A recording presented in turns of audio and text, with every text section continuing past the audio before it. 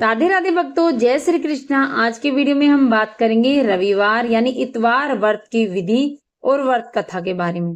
रविवार व्रत की विधि। सर्व मनोकामनाओं की पूर्ति हेतु रविवार का व्रत श्रेष्ठ है। इस व्रत की विधि इस प्रकार है। प्रत्येक काल स्नान आदि से निर्वृत्त हो स्वच्छ वस्त्र धारण करें, शांतिचित होकर परमात्मा का स्मरण करें। भोजन एक समय से अधिक नहीं करना चाहिए। भोजन तथा फलाहार सूर्य के प्रकाश रहते ही कर लेना उचित है। यदि निराहार रहने पर सूर्य छिप जाए तो दूसरे दिन सूर्य उदय होने पर अर्घ देने के बाद ही भोजन करें। व्रत के अंत में व्रत कथा सुननी चाहिए। व्रत के दिन नमकीन तेल युक्त भोजन कदापि ग्रहण न करें। इस व्रत को करने से मान सम्मान बढ़ता है तथा शत्रुओं का नाश होता है। आंख की पीड़ा के अतिरिक्त सब अन्य पीड़ाएं दूर होती हैं। रविवार व्रत कथा। एक बुढ़िया थी।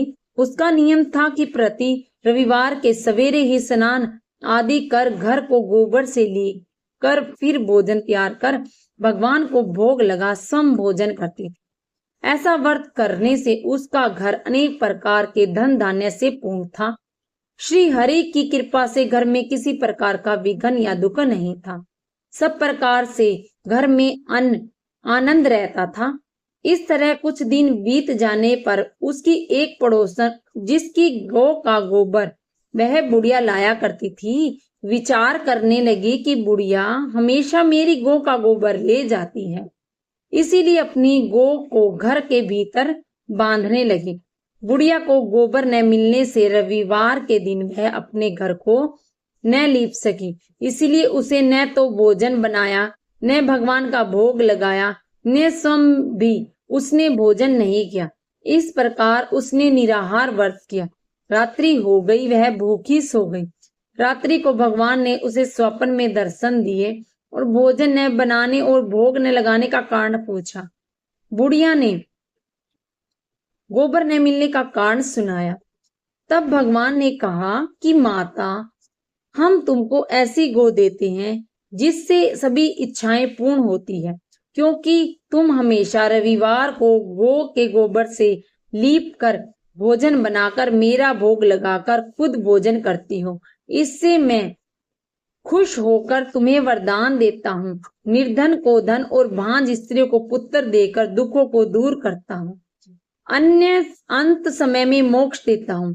स्वप्न में ऐसा वरदान देकर भगवान तो अंतर्ध्यान हो गए।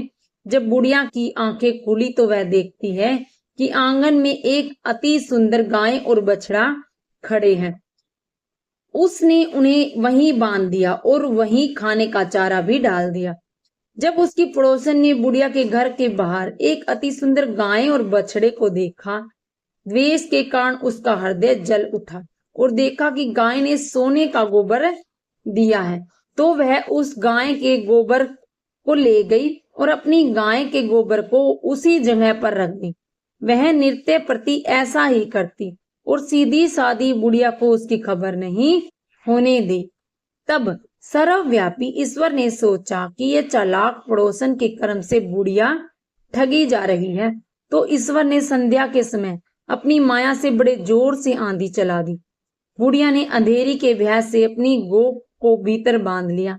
प्रातःकाल जब बुढ़िया ने देखा कि गाय ने सोने का गोबर दिया है, तो उसके आश्चर्य की सीमा न रही और वह प्रतिदिन गाय को घर के भीतर बांधने लगी।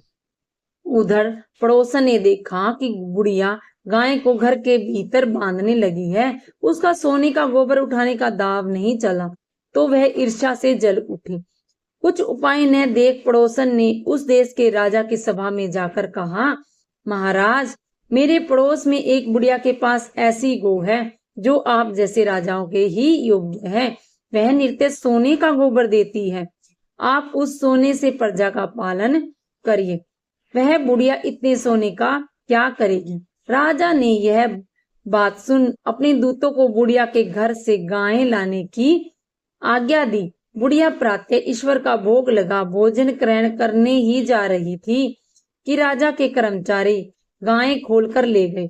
बुढ़िया काफी रोई चिल्लाई, किंतु कर्मचारियों के समक्ष कोई क्या कहता।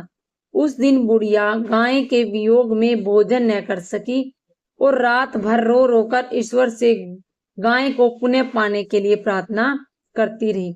उधर राजा गाय को देखकर बहुत प्रसन्न हुआ, लेकिन सुबह जैसे ही वह उठा सारा महल गोबर से भरा दिखाई देने लगा। राजा यह देखकर घबरा गया। भगवान ने रात्रि में राजा को सपने में कहा कि हे राजा, गाय बुढ़िया को लौटाने में ही तेरा भला है। उसके रविवार के व्रत से प्रसन्न होकर मैंने उसे गाय दी थी। प्रातः होते ही राजा ने बुढ़िया को बुलाकर बहुत से धन के साथ सम्मान सहित गाय और बछड़े को लौटा दिया और उसकी दुष्ट पड़ोसन को बुलाकर उचित दंड दिया। इतना करने के बाद राजा के महल से गंदगी दूर हो गई। उसी दिन से राजा ने नगर वासियों को आदेश दिया कि राज्य की तथा अपने समस्त मनोकामनाओं की पूर्ति के लिए रविवार का व्रत करो। व्रत करने से नगर के लोग सुखी जीवन व्यतीत करने लगे। को रविवार आरती कहू लगी आरती दास करोगे, सकल जगत जाकी जोत विराजो, सात समुंदर जाके चरनानी बसे, कहाँ भयो जल कुंभ भरो हो राम, कोटि भानु जाके नभ की शोभा, कहाँ भयो मंदिर दीप धरो हो राम, भार 18 रामा बलि जाके, कहाँ भयो शिर पुष्प धरे हो राम, 56 भोग जाके नित्य प्रति लागे, कहाँ भयो नवेद धरो हो राम, अमित कोटि जाके बाजा बाजे, कहाँ भयो झनकार करे हो राम, 4 वेद जाके मुख की शोभा, कहाँ भयो ब्राह्मण वेद पढ़ो हो राम, शिव सनकादि ब्रह्मादिक नारद मुनि जाके ध्यान धरो हो राम, हिम मंदार जाको पवन झंकारे,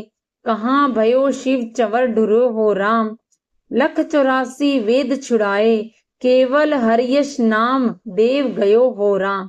राधे राधे भक्तों, जय श्री कृष्णा, हर हर महादेव।